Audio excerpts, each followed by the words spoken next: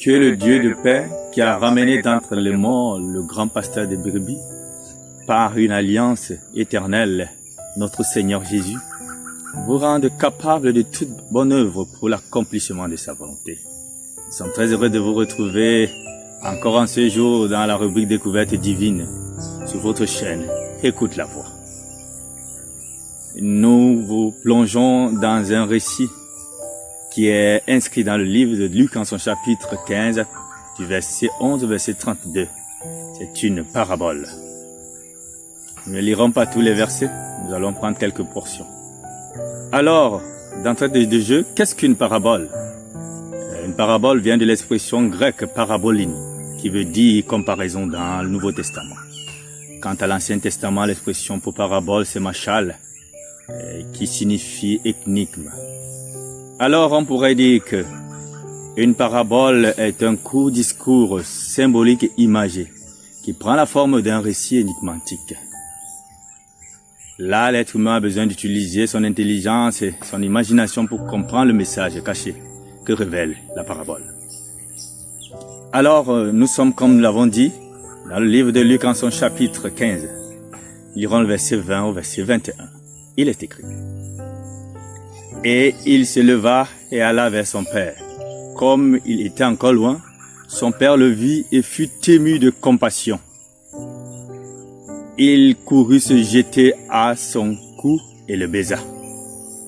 Le fils lui dit: Mon père, j'ai péché contre toi, contre le ciel et contre toi. Je ne suis plus digne d'être appelé ton fils. Oui, le titre de ce jour est la compassion d'un père. On voit cette image du père qui représente Dieu, qui accourt, alors que le fils cadet qui avait pris son héritage est sorti de la maison familiale et est allé le dissiper dans la débauche avec les prostituées. La tradition juive nous enseigne qu'il n'était pas possible de voir un maître ou un père courir pour aller rencontrer son fils. Mais cette image nous démontre à suffisance l'amour de Dieu pour les hommes, les âmes perdues que nous sommes.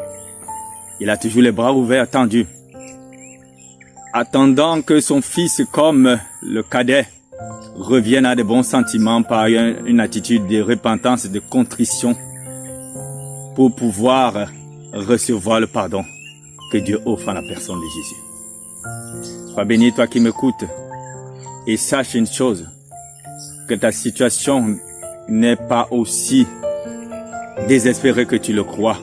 Que tu sois une prostituée, un prostitué, que tu sois un brigand, que tu sois une personne qui mène une vie désagréable aux yeux des humains comme aux yeux de Dieu. Tu n'es pas condamné, mais Dieu te demande une seule chose, de revenir à de bons sentiments. Puisses-tu saisir cette opportunité au nom tout puissant de Jésus et revenir, car ton Père attend que tu reviennes pour qu'il puisse courir vers toi, car c'est ce que le Dieu du ciel sait bien faire. Alors nous allons continuer parce qu'il y a une attitude du Père qui est encore extraordinaire. Il dira au verset 23, « Amenez le veau gras, tuez-le, mangeons et réjouissons-nous. » Mais pourquoi la fête? Nous allons nous poser la question, pourquoi être dans la joie et fêter un événement pareil? Et tout simplement parce que quand le ciel est en fête, la terre aussi devrait être en fête.